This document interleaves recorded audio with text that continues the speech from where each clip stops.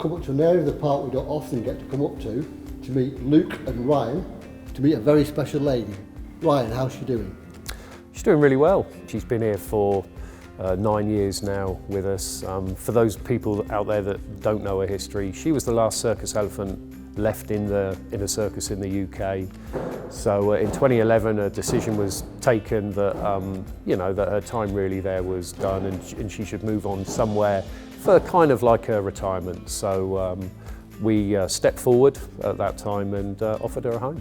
When you arrive first thing in the morning, what's your general routine? First thing we do, check she's okay, give her a quick once over. Then we'll get her into our holding pens where she'll have her medication for her arthritis. And then we will tidy up, and then it's bath time. So we'll get her into a little chute, we'll wet her down with the pressure washer on a nice 45-degree heat, and then we'll scrub her, and then we'll wash it off, and then we'll check her feet. She'll pick her feet up for us, and then we'll let her go. Then she can do what she wants, and we call it arm time. Obviously the doors are open, so if she wants to, she can go outside.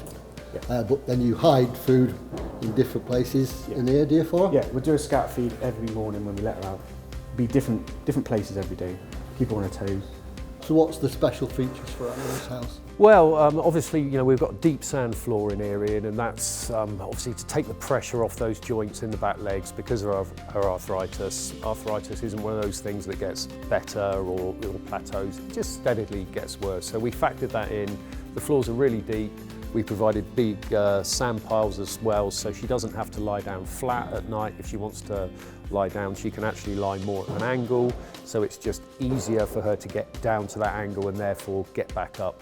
But I think probably one of the main features that is really about Anne is these automated hoists that you can see with the hay and other types of fodder in, because she did have very limited use of her trunk when she first came to us, but we always felt that was something that that's muscles, and of course we can all work hard and build muscle back up. So we started challenging her by trying to raise everything high to encourage her to use her trunk to actually get up to those items. She's quite clever, we can see in the background.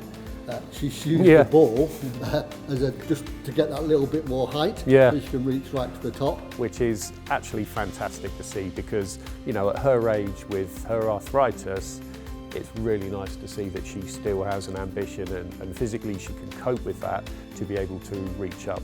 So Luke, have we done anything new in the last 18 months for our house and paddock? Last summer, Ian, we built her a shelter outside, and an outside shower and an indoor shower, which she really likes. It's got a sensor on it, so she goes over to it. It comes on, she drinks from it, she splashes in the water when it falls on the floor. And this last winter we put up some curtains for her, so we can give her 24 access even longer into the colder months. How often do we regulate Anne's health? These guys are in it every single day, so every day they're monitoring, recording, any changes, or even if there's no change at all, we still record that. They keep great records up here, but then we also invite somebody from outside, so somebody that's not working for Longley, not connected to Longley in any way, somebody that has a lot of experience, and we invite them in to give us a totally impartial view on where we are and what we have been doing and where we should go. Question what always gets asked. Anne's on her own, she's got the goats for company, but why not other elephants? Fair question, Ian. Obviously most of what people know and understand about elephants is they live in big family herds, in the wild, and they're very sociable animals. But of course for Anne, every animal is an individual, so we do review Anne's welfare, and obviously part of that review when we bring in an independent person is to assess what is right for Anne. Is it right for her to be on her own? Should she be with other elephants?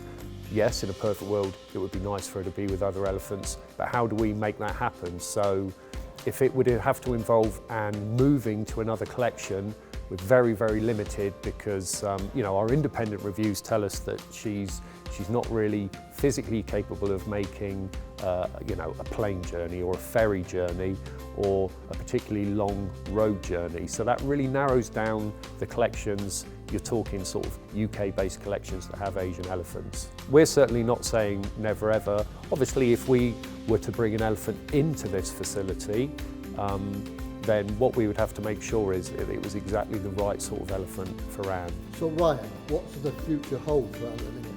We've got a nice settled team around her, which is great. Everyone's really committed to doing, you know, the best we possibly can. We really feel that Longleat as a business is behind that as well, that, you know, she's got a lovely sedate lifestyle, and I know the team are working hard to keep it that way.